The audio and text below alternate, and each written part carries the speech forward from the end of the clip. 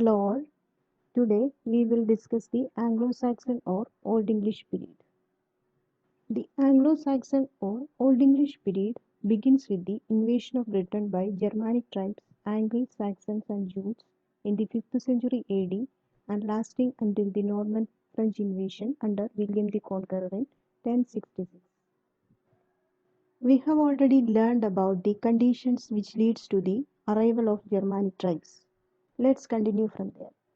When the Romans withdrew their legions from Britain, the Celts found themselves helpless against the plundering raiders, especially the Picts and the Scots. Thus, British chieftain Vortigern begged the help of the Jutes. The Jutes under Hengist and Horsa landed in 449 AD. The Picts and the Scots were driven out. The Jutes occupied Kent and established a kingdom. The Jutes were followed by the Saxons, who settled down in the region south of the Thames.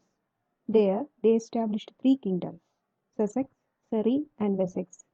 The last to come were the Angles. They settled down in the north and founded three kingdoms of Northumbria, East Anglia, and Mercia. The seven kingdoms established by the Jutes, Angles, and Saxons were commonly known as the Heptarchy. It was the Angles which gave England its name. England is short for Angleland. They took over the parts of what is now England. It was from these Germanic tribes that the Germanic inflections built into English language. Modern English is derived from Anglo-Saxon. It is also known as Old English. Old English belongs to the primitive Germanic branch of the Indo-European family of languages. There were four dialects in Old English: West Saxon, Northumbrian, Mercian, and Kentish. West Saxon attained a supremacy owing to the greatness of the West Saxon kingdom ruled by King Alfred. The oldest extant poem in Old English is Beowulf. It is the first epic in English poetry of more than 3000 lines. It deals with the adventurous exploits of a Germanic hero, Beowulf. The poem can be divided into three sections, each dealing with an important event: killing of Grendel the monster, killing of Grendel's mother, and the death of the hero after a fight with a dragon. The scenes and people are Scandinavian. Beowulf represents the English ideal of courage and nobility.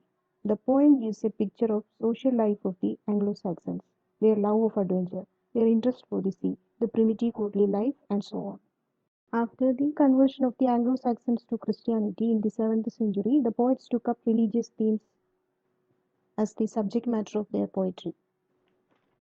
Two important religious poets of the Anglo-Saxon period were Cædmon and Cynewulf. They wrote on biblical and religious themes. Venerable Bede was a prominent prose writer of the Anglo-Saxon period. He wrote mainly in Latin. His favorite pursuits were history, astronomy, lives of martyrs and saints, etc. He can be called the first English historian because of his monumental work, Ecclesiastical History of the English Race, which he wrote in Latin.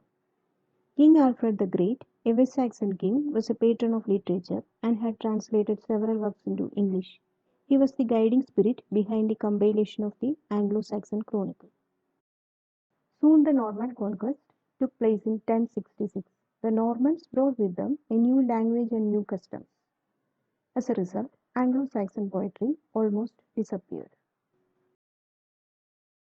Here, concluding the topic, in the next video we will discuss the Middle English period. Thanks for watching.